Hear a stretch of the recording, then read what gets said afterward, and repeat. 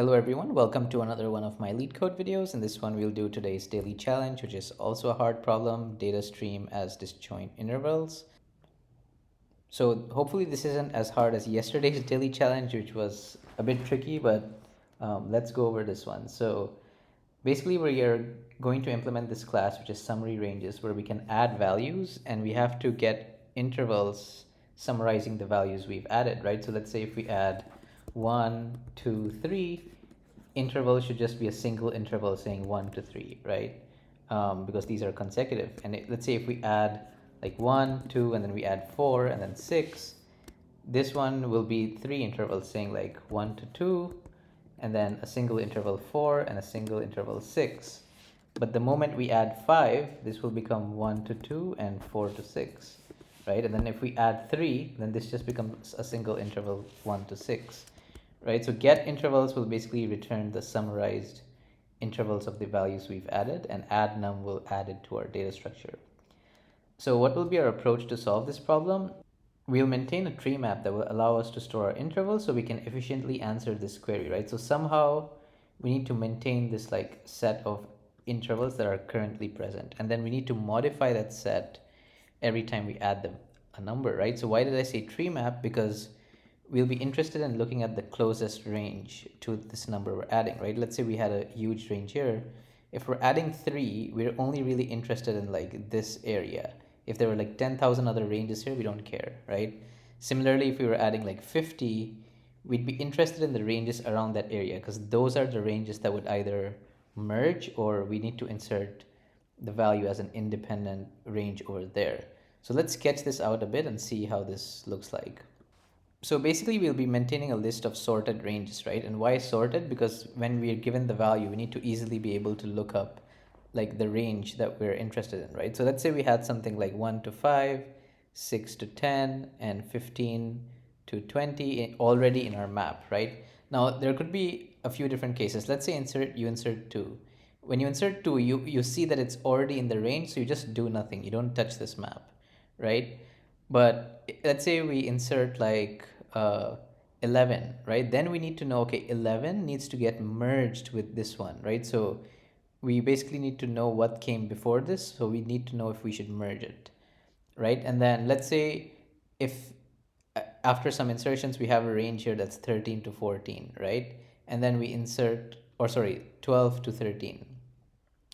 And then we insert 14, right? So at that point, we need to know, okay, 14 is going to be merged with this and going to be merged with this, right, which is the closest after, and then that becomes a single range, which is 12 to 20, right? So basically, to generalize this, we can say given a value, if we look for the range that's closest range before this value, on or before this value, and the closest range that's on or after this value, right, then the first case we check is for this one. Wait, okay, is it already in our closest before range, right? Because then it will be in between the min and max, like let's say it was somewhere here, then this will be closest before, and we just do nothing, right? Otherwise, if it's not in its closest before range, we know that this doesn't fall in an existing range, right? So the next thing we should check is, okay, is it mergeable with the previous one? So then we check if closest before and this one have a difference of 1, then we say, okay, yes, we're going to merge with this one.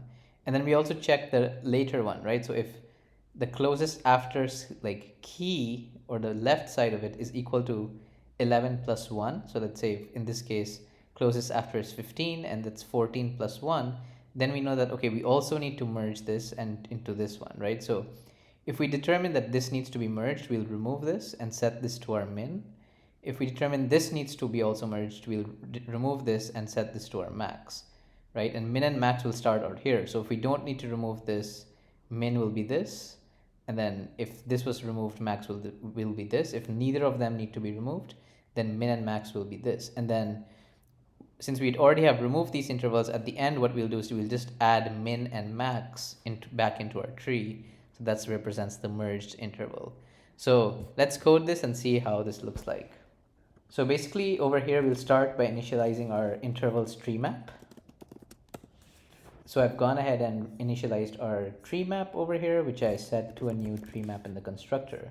So let's just write getIntervals real quick because that's easier. So all we'll do is loop through the tree map, put it into a 2D array and return that, right? So let's start by initializing our intervals 2D array. So this will be, the number of intervals as the size, and 2 because each interval will be start and end. And now let's just loop through our tree map.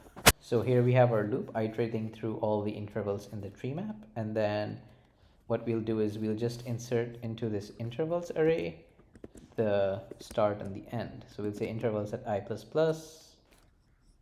So here we are inserting at the index I++, and obviously we need to initialize our I to 0. So we start from the 0th index, and on each loop we increment I, and at the end we'll return intervals, right?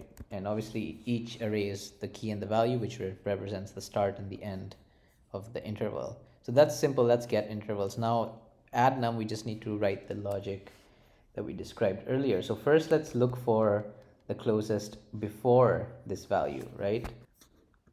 So this is our closest before. We just get the floor entry of the value. Now first, before we get closest after, let's just check for the first case where it's already in an interval. So if the value is greater than or equal to closest before's like left edge, and the value is less than equal to the closest before's right edge, which is that get value, then we know that, okay, the value is already in an existing interval and we just do nothing, right? Otherwise, we'll do the algorithm where we check for the left and right and see if we need to merge anything. So let's first look for the closest after, and this, instead of floor entry, will be ceiling entry of the tree map, right? And then what we'll do is, okay, the first thing is we'll initialize our min equals to value and max equals to value, right? So this will be the default. If we don't find that we need to merge with anything else, we'll just be inserting value and value, right? So at the end, obviously, of this whole thing, we'll insert min comma max into our tree map, right? So now first let's check, do we need to merge it to the left? So to merge it to the left, we'll have our closest before over here and the value right after it, right? So what we'll do is, it says if closest before is not null. Actually, also here we need a check if closest before is not null, right? Because if there's nothing before it, we don't want this to be a null pointer. So yeah, so if closest before is not null is also needed here.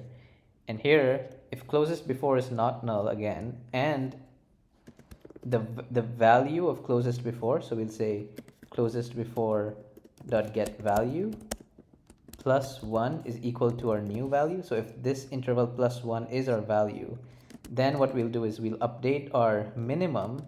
So now, since we'll be removing closest before, so let's do that first. Since we need to merge it, we're going to be removing closest before from our start to end intervals. And after removing it, we'll set our min, which is the interval that we'll be inserting, to closest before dot get key, right, which is over here. So now after this, if we need to merge here, our min will be set to this edge over here and max will remain at value, right? So this will be the new interval that we'll put in, right? Since we removed already this one, so this existing interval will go away, right? So that's for closest before. Now remember, there is a closest after to the right of the value as well, right? So here what we'll say is, again, if closest after is not null, right? So let's make sure there's actually something there. And if the closest after minus 1 is equal to value, right? Meaning there's only one number between these two. So we'll say closest, oh, it will actually be closest after dot get key, right? Because it's the left side of closest after. So if closest after dot get key minus 1 is equal to value, right? That means it's overlapping with this one. Then what we'll do is, similar to this, we'll remove closest after because it's going to be overlapped, and so we're going to merge it. And we'll set our max this time to closest after dot get value, right? So we're saying that now our max is the end of the existing interval, right? And so if, let's say, for some reason there was no closest before, or we couldn't merge it, then we would only merge with closest after, and our min will remain at value and our max will go all the way here, right? And if both of them were to be merged, min would be here, max would be here, and we'd be inserting that into our tree map at the end. So I believe this should do it. Let's run it and see how this does. Obviously compile error. Let me move all of this stuff into a comment.